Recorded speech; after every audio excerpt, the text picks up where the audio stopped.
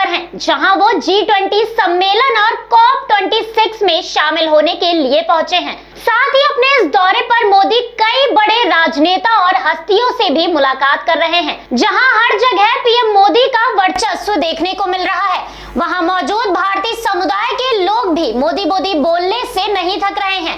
एक बार फिर ऐसा ही कुछ नजारा ग्लासगो में देखने को मिला, जहां पीएम मोदी के स्वागत में लोगों ने गाने गाने शुरू कर दिए। दरअसल संयुक्त राष्ट्र जलवायु वार्ता से पहले इंग्लैंड में ग्लासगो के एक होटल में पहुंचने पर प्रधानमंत्री नरेंद्र मोदी का भारतीय समुदाय के लोगों ने गाना गाकर जोरदार स्वागत किया।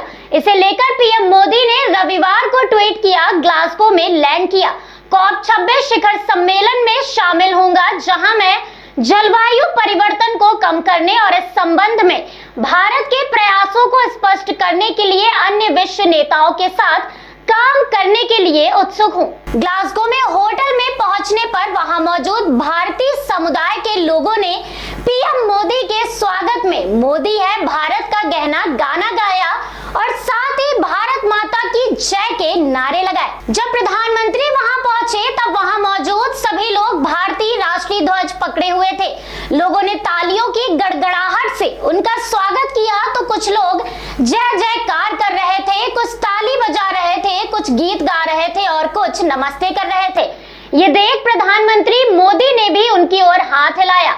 इसी बीच कुछ लोग गाने गाने लगे, इस देश का यारो क्या कहना, मोदी है भारत का गहना। और इस खूबसूरती के साथ ग्लासगो में पीएम मोदी का वेलकम किया गया।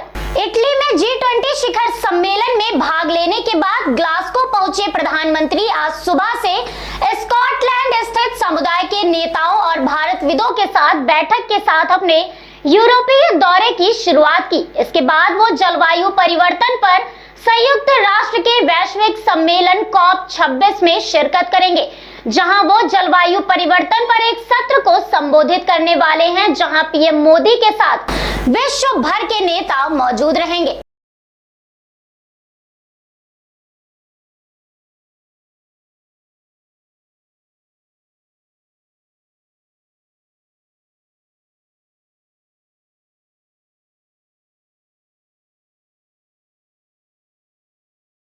पीएम मोदी ने G20 शिखर सम्मेलन को किया संबोधित, विकसित देशों से लेकर विकासशील देशों तक का उल्लेख। प्रधानमंत्री ने बीते दिन G20 शिखर सम्मेलन को संबोधित किया, जिस दौरान पीएम बोले, भारत जलवायु वित्त यानी क्लाइमेट फाइनेंस की उपेक्षा को नजरअंदाज नहीं कर सकता। उन्होंने विकसित देशों से विकासशील देशों में हरित परियोजनाओं के वित्त पोषण के लिए अपने सकल घरेलू उत्पाद यानी GDP का कम से कम 1% प्रदान करने का लक्ष्य निर्धारित करने का आह्वान किया है।